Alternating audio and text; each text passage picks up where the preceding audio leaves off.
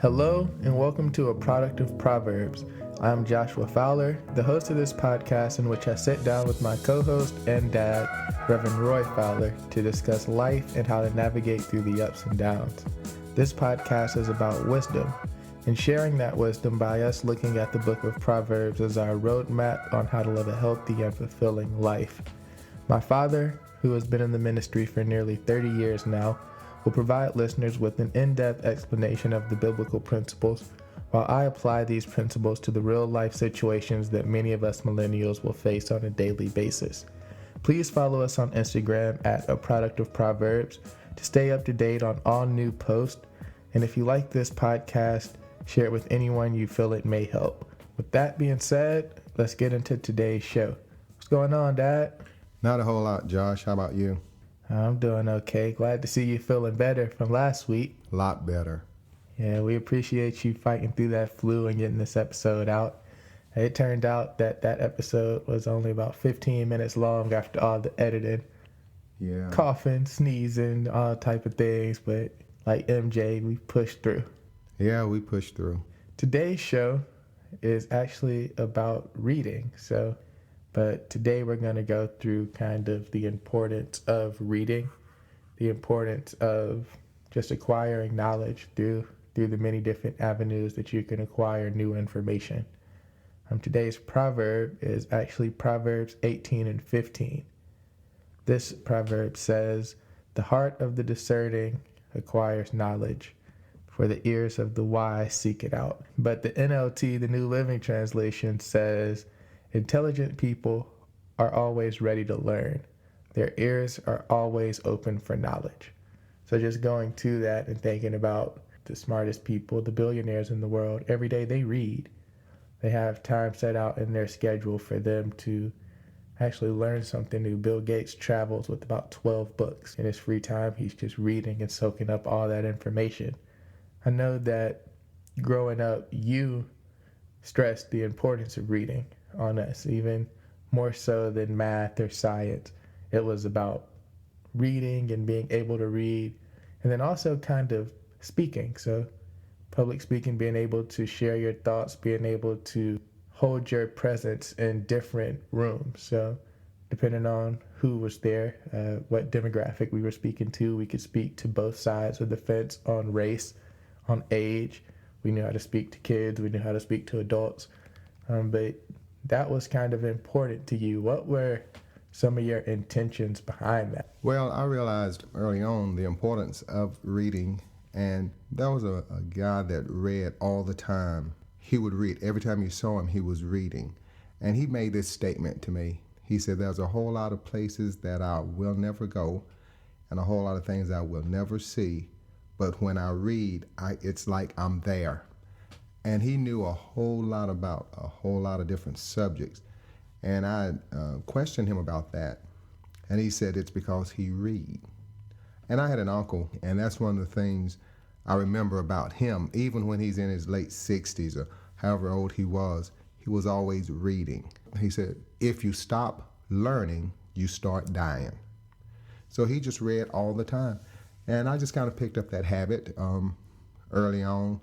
I like to read. I would get lost in books. I read a lot of fictions, As I got older, I would read Christian fictions, but I did a lot of reading, and that would keep you sharp, keep you in tune, and when you read different books, help you to be able to be in any environment and be in any conversation.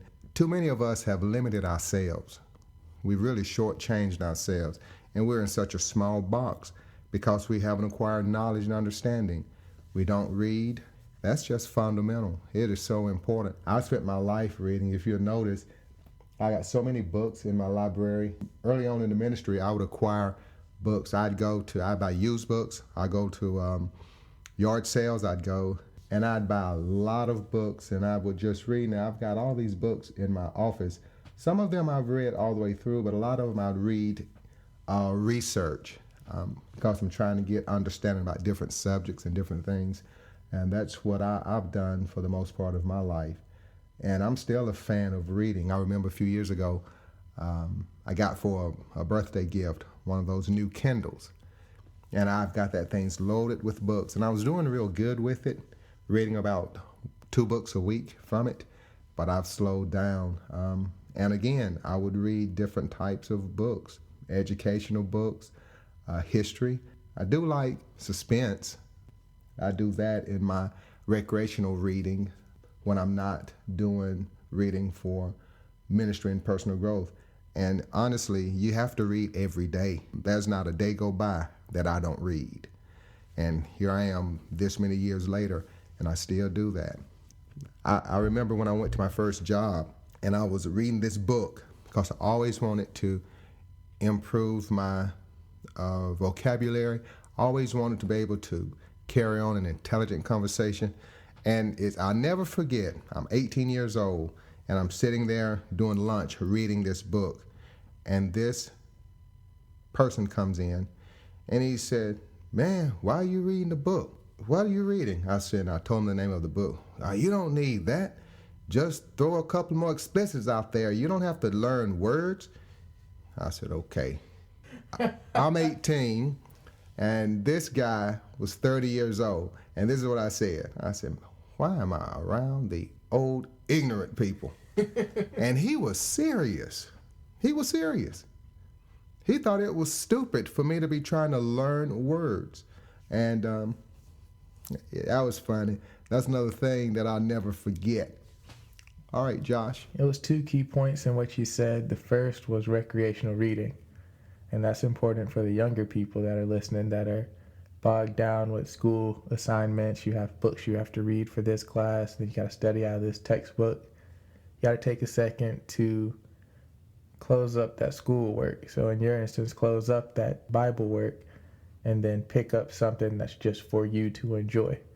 I look at my introduction to really reading and recreational reading came after I graduated college. Before I graduated, I can think of 2 books that really kind of sparked it. The Alchemist and the Autobiography of Malcolm X.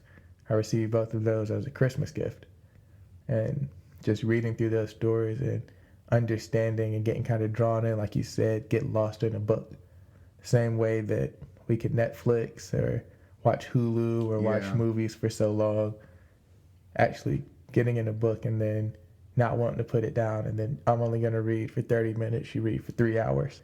You're never going to really catch that in your school reading. No.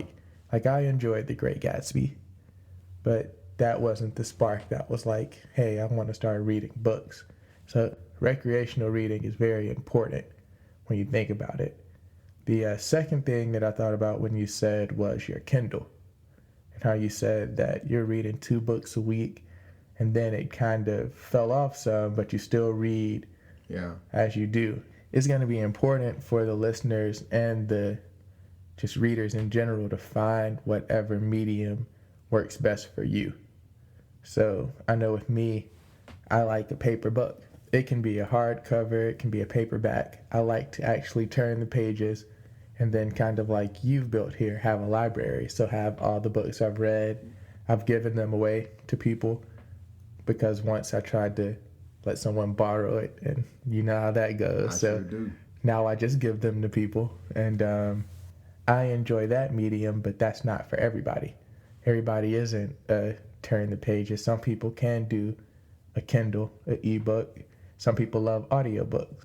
I did the audiobook thing for a little while, and it wasn't sticking. So I could read a book in a day. I could read this, but it didn't really stick. The comprehension wasn't there because I would be multitasking. So I'd be reading this book and typing, doing work, or reading this book and texting, or listening to this book and playing 2K. When your mind's doing different things, it's not the same as when you're not doing anything except reading this book. Right. So you got to play around with those different mediums. Try to listen to an audiobook. You can try to read a book on your phone or on your iPad just to see kind of what works best for you, because recreationally, you got to enjoy it. So we want to look at finding a way for you to enjoy reading. And try all those mediums, because one will, and maybe more than one, will be one that you will use. I do like the hard books as well, but I found that Kindle would allow me to carry a lot of books in a small package.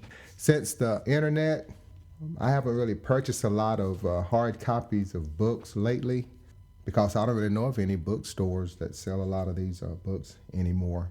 So I haven't been in one lately. Visiting bookstores is actually kind of part of my Sabbath process, my day of rest. Saturdays, I would go Saturday morning and go to Barnes & Noble and read. Start off on that positive note. They got the Starbucks cafeteria right there, so I don't drink coffee, but it's always a good energy in the bookstore Saturday morning. So I'm right around the corner, so I just go post up at Barnes & Noble, look at new books. I'll pick a book that I'm reading, or I know what page I'm on, so I'll read their book while I'm there. It's a nice thing to throw into your routine. So what we wanted to do is go through a couple of books that have really been impactful or influential to us just as recreational readers. I've put together a list of books that I feel I give as recommendations to anyone. I've given these as recommendations to interns at the office, to friends. These are books that I feel like no matter where you're at in your journey of life, you'll be able to pick up one of these books and put it to use.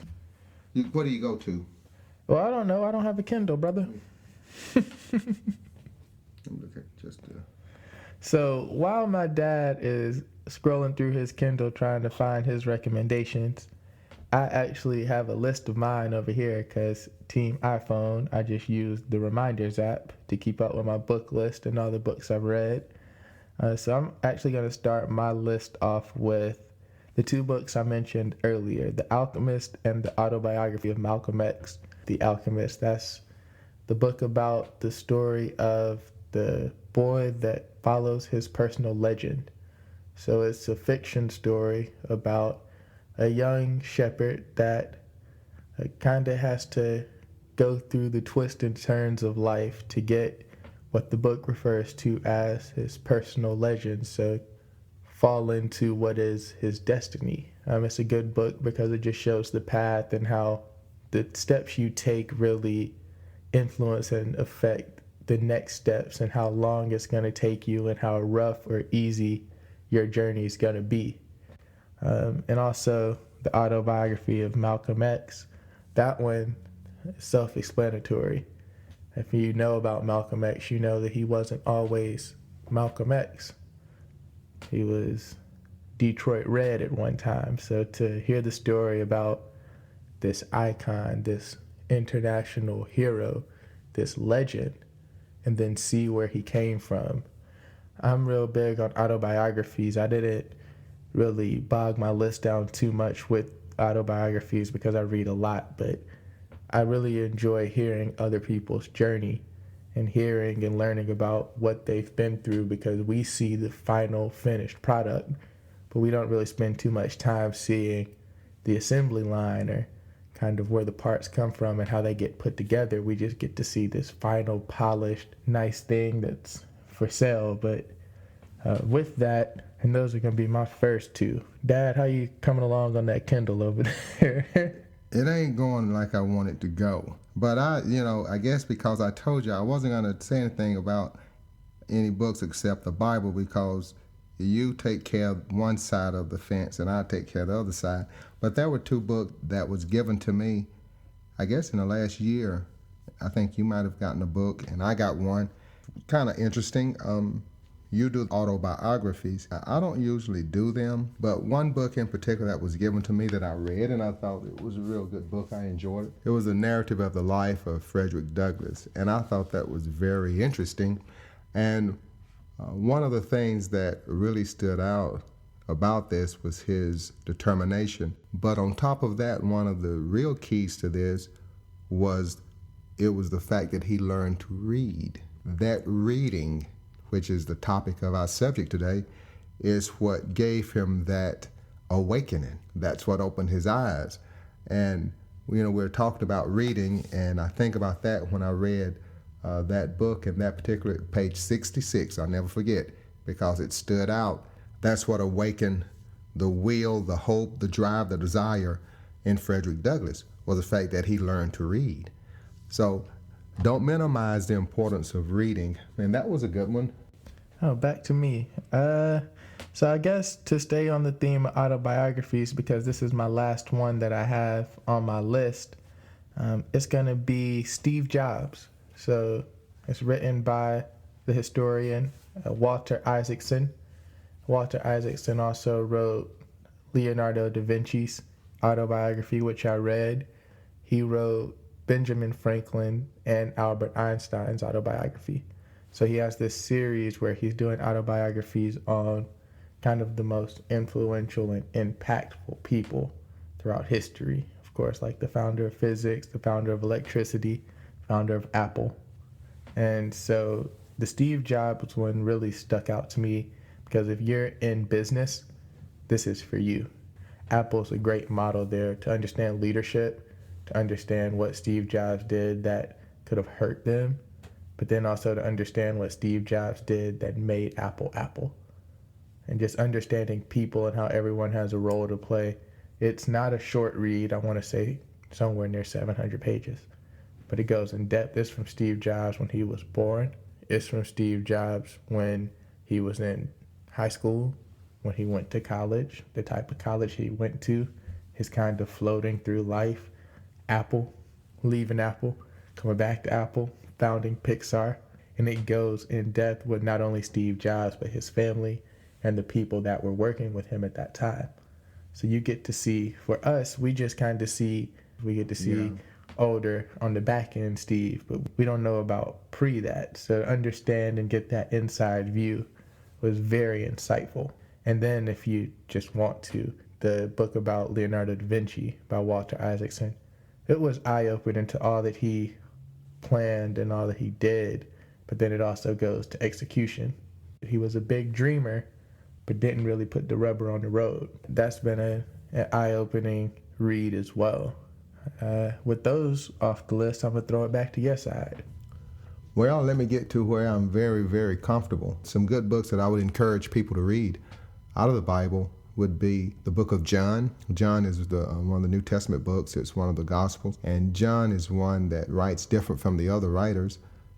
John, his whole aim is to show the divinity of Christ, that Christ is God. And he spends his whole book showing that. And we're doing that even in Bible study. We're now at chapter 21, which is the last chapter. And as many times as I've been over this book, this study, and I think we started last March, and here we are in February and just about through. But we spent a lot of time and put a lot of work into them. But you learn so much. And in every book, you find out not only about God, but you sure find out a lot about man. And it's the same way in the book of John. So I would encourage you to read the book of John. People ask me sometime, where should I start? Should I start in Genesis? I don't advise anyone to start in Genesis. You got to be in for the long haul to start in Genesis. But I would encourage people, if they want to start reading the Bible, let John be the first book that you read. As a matter of fact, John is probably one of the first books or close to it that was written. Not only John, but the book of James. James is a very practical book. You talk about Proverbs. It has been said that James is the Proverbs of the New Testament. So it's just filled with practical living and wisdom for living. And so John is a good book, and James is a good book. So I would encourage those two books, as well as the book of Proverbs, which it speaks for itself. But those three books there would be good for you to invest your time in, and they'll help you in living. And that's what we want to do, is help you in living. So, bouncing off of John, I know most of you have a Netflix account or access to a Netflix account. They have the Gospel of John on Netflix. They have actors acting out the scenes and stories of John while a narrator is reading word for word what it's saying in the scripture. So it's very cool to see because it isn't the whitewashed account. So you get to see the Middle Eastern people, the Middle Eastern kind of clothes, them doing their traditions. You can see what the Pharisees were wearing, how they moved throughout the streets. You could see the people on the side of the road, the the people that were sick. You get to visualize all of these stories. It's about 3 hours, so of course you can chop it up into pieces, but that's a helpful aid for, like we said, people that like audiobooks or people that like or learn through different mediums. So that's a good transition into my next book recommendation, and it has a visual aspect as well, as they turned this into a movie. So it's the book, The Spook Who Sat by the Door. Nipsey Hussle actually talked about this often. He rapped about this. It's in one of his lyrics. He said, "A spook by the door, that's the inspiration." So this book is the story of a street guy that cleans up and becomes the first black CIA agent. He suits and tie and puts on the Uncle Tom suit, just to keep it 1,000. And he goes and he sits as the assistant to the head of the CIA. So to all the other people, he's just the token black guy that his desk sits outside the CIA director's door. But what he's doing is he's listening, and he's essentially taking what the CIA director is talking about, their initiatives, their plans, their organization. I'm not going to give away too much of the plot, but the whole gist of that is we all find ourselves in rooms where we got our foot in the door. We might not have positions of power, but we have positions close enough where we can hear what's going on. We can see what's going on. So to use these initiatives, so really keeping that mentality of, I don't even care if I'm the CEO. I get to hear my CEO, so I can be the CEO to groups that don't get to be near the CEO. Right. So that's a good book. And like I said, if reading and flipping pages isn't for you, they have a movie. It's an older movie, but they did turn that one into a movie, as well as the Autobiography of Malcolm X. So what was the name of the movie? A Spook Who Sat by the Door. That's the name of the movie as well. Yeah. Name of Malcolm X is just Malcolm X. It's with Denzel. To wrap it up, I have just 2 more books that are along the same lines. These have to deal with money. So these next 2 books are The Richest Man in Babylon and The Coffeehouse Investor. So The Richest Man in Babylon is probably my favorite book, maybe behind The Alchemist, but they follow a similar kind of setup about parables and like a story, and about characters in the Northern Africa, Middle Eastern region, and kind of that era, time zone of the travelers, the caravans of camels. They paint that picture, which is a simple life to understand. You understand you have sheep, you have to go to the baker for bread, you have to go to the brick maker for your house. When you get these simple things that aren't really colluded with a lot of modern metaphors, you kind of grasp the concept a little better. So The Richest Man in Babylon is just a story of parables about a man that is now the richest man in Babylon, and he holds court, like the official city center, where people ask him questions about how he became so rich, what to do to be rich, what to do to stay rich, like what you need to do. And then he answers these through different parables throughout his life. So how he went from a slave to the richest man in the land. The king borrows money from him. How he does his investments, how he takes care of charity and his family. And he breaks down all of these things that we can do today, but they're in very simple, short stories. So that's a very interesting book. That one had a lot of impact early on. And then The Coffeehouse Investor is one that was recommended to me by my frat brother, John King. It's about how to be prosperous and take advantage of the market, but without letting it consume you. Because, you know, if you start day trading and then now you're watching the performance of these funds and you're looking at this, and that could be a whole nother job in which all of that effort generally doesn't beat a simple index of the S&P 500. So his idea and his whole thing is invest in index funds that follow the whole index. And then you don't even have to watch your money. It's going to go like the market does. But over time, as you can tell, the market goes up. So yeah, there may be these hedge funds and these different mutual funds where they're actively trading and they're saying they can beat the S&P 500. But if they do, more than likely, the fees you pay for that management and the losses they take when they don't beat it, overall, you'll save a lot of time, make the same amount, if not more money, if you just follow the index fund. So that's the whole premise of the book, The Coffeehouse Investor, is he doesn't have 30 screens around him while he's trading and watching all these things.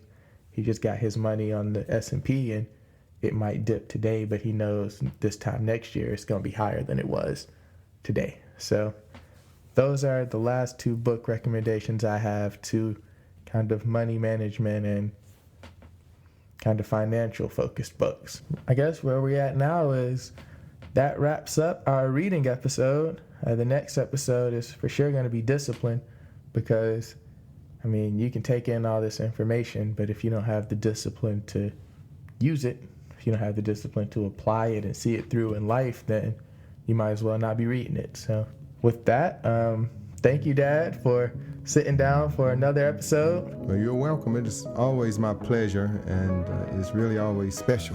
Thank y'all for tuning in to another episode.